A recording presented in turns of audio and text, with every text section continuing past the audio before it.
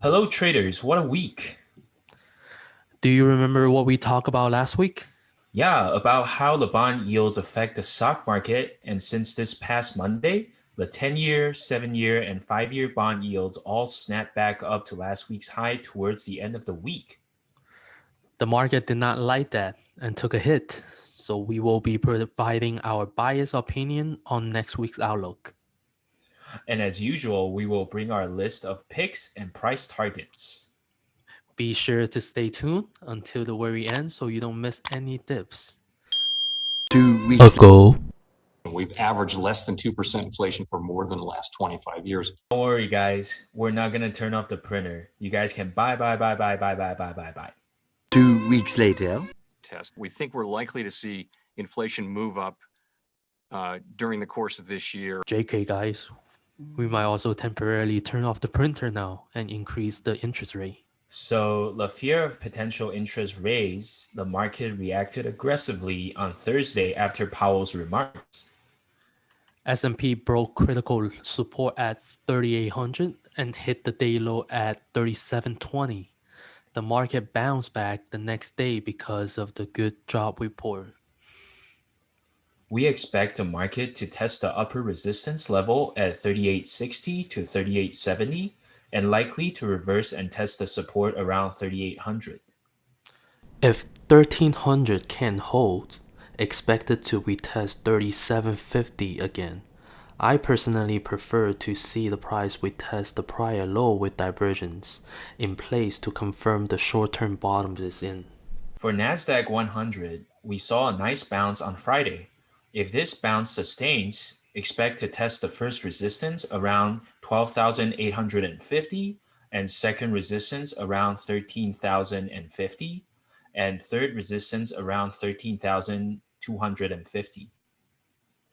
In this current market, we think it's smart to stay away from hype stock and popular spat. During the market correction, these type of stocks tend to get slammed harder than stable growth and economic recovery stocks. That's right. Currently 52% from its all-time high, and so is Tesla, about 40%. As we mentioned before, a lot of money is rotating out of tech and into different sectors. Some sectors we can look at are communication services, energy, financials, and industrials. They are top performer within the S&P 500. It is wise to consider investing in ETF than individual stocks during the market correction.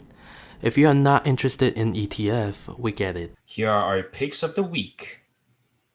Boeing is definitely my top pick for COVID-19 recovery play. They just recently announced in talks with Southwest for massive order, and many more will come as travel demands increase. I'm planning to add more shares around 200 to 207 level if the overall market draw down the stock prices next week. Wow, Boeing is definitely looking attractive to me as well. I'm still long on Walmart for its recovery potential. As states continue to reopen, we can see some steady performance. If the price retests the 126 to 128 area, I would add to my position. TDOC is almost 40% from its all-time high.